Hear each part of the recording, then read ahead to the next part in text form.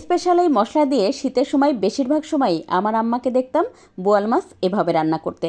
আজকের রান্নার জন্য এখানে বোয়াল মাছ নিয়েছি, সাথে দিয়ে দিলাম স্বাদমতো লবণ, হলুদ গুঁড়া, কাঁচামরিচ আর পেঁয়াজ কুচি দিয়ে বেশ ভালোভাবে মেখে নিলাম।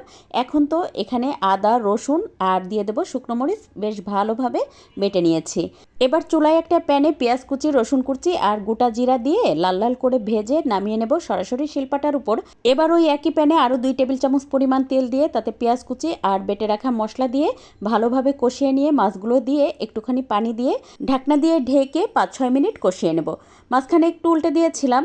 আর এবার তো 5-6 মিনিট পরে এটা তুলে নেব। আর এই মশলার মধ্যে দিয়ে দেবো আগে থেকে কেটে ধুয়ে পরিষ্কার করে রাখা বেগুন, তার সাথে দিয়ে দিলাম স্বাদমতো লবণ আর হলুদ গুঁড়া।